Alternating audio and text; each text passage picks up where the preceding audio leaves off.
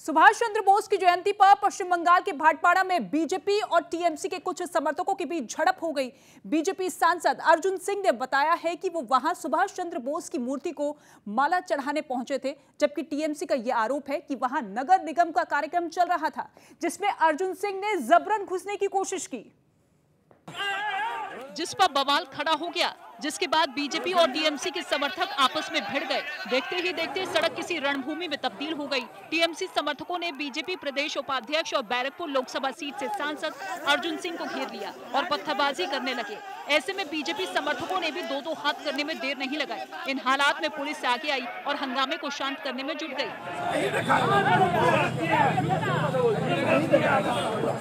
हंगामे के दौरान पुलिस वालों की भी कोई सुनने को तैयार नहीं दिखा।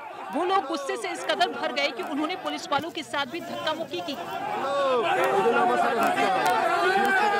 बताया गया कि उन लोगों को काबू करने के लिए पुलिस को हंगामा कर रहे लोगों पर फायरिंग करनी पड़ी।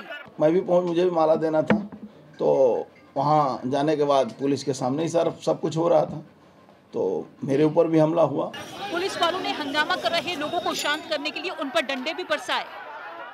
ऐसे कई हथकंडे अपनाने के बाद टीएमसी और बीजेपी के समर्थकों को सड़क से हटाया गया और रास्ता खुलवाया गया। वहीं कोलकाता में सीएम ममता बनर्जी ने सुभाष चंद्र बोस की जयंती के मौके पर बंगाल की झांकी को खारिज किए जाने का मुद्दा उठाया और इस बहाने उन्होंने केंद्र सरकार पर हमला बोला। साथ ही जयंती के मौके पर दिल्ली के इंडिया गेट पर लगी सुभाष चंद्र बोस की होलोग्राम मूर्ति पर श्रेय लेने की होड़ शुरू हो गई। तो स्टैचू করছেন আমাদেরই প্রেসারে, এতদিন স্ট্যাচু করার কথা মনে হয়নি। আর আমাদের রেড রোডের স্ট্যাচু দেখে যান, এটা প্রাণবন্ত, এটা আর্টিফিশিয়াল নয়।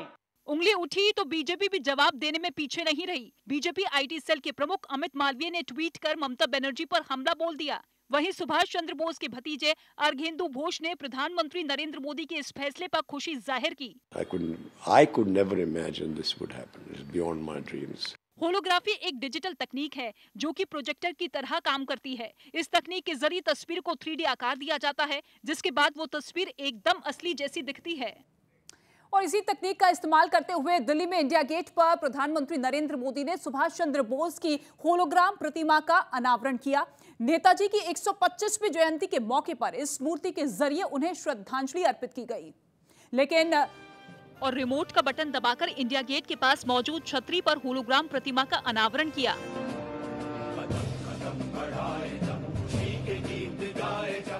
इस मौके पर गृह मंत्री अमित शाह भी उनके साथ मौजूद रहे। सुभाष चंद्र बोस की प्रतिमा का अनावरण प्रधानमंत्री नरेंद्र मोदी ने 125वीं जयंती के मौके पर किया है।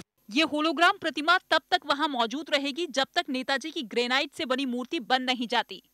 देश की आने वाली पीढ़ियों को अनेक सालों तक, अनेक युगों तक पराक्रम, देशभक्ति और बलिदान की प्रेरणा देगी। होलोग्राफी एक डिजिटल तकनीक है जो कि प्रोजेक्टर की तरह काम करती है। इस तकनीक के जरिए तस्वीर को 3D आकार दिया जाता है, जिसके बाद वो तस्वीर एकदम असली जैसी दिखती है।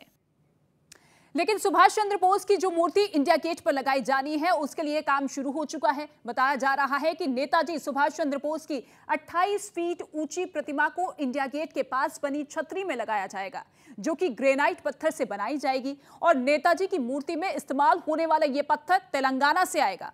खबर यह है कि सुभाष चंद्र बोस की ये प्रतिमा रायसीना हिल्स से भी नजर आएगी, जिसका डिजाइन संस्कृति मंत्रालय ने तैयार कर लिया है। जिस जगह पर नेताजी की ग्रेनाइट से बनी मूर्ति लगेगी, वहां पहले किंग जॉर्ज पंचम की मूर्ति थी, जिसे 1968 में हटा दिया गया था। उसके बाद से वो जगह खाली थी। और प्रधानमंत्री नरेंद्र मोदी ने न सिर्फ नेताजी की होलोग्राम मूर्ति का अनावरण किया, बल्कि पराक्रम दिवस पर सुभाष चंद्र बोस आपदा प्रबंधन पुरस्कार से भी कुछ लोगों को सम्मानित किया गया।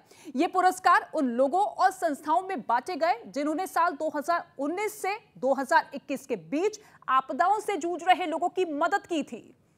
रक्षा की, जिसके लिए इंडिया गेट पर सजे मंच पर प्रधानमंत्री नरेंद्र मोदी ने एक-एक कर उन सभी लोगों को पुरस्कार दिए। नेताजी के जीवन से प्रेरणा लेकर ही इन पुरस्कारों को देने की घोषणा की गई थी। बताया गया कि ये पुरस्कार हर साल आपदा पीड़ितों की मदद करने वालों को दिए जाएंगे।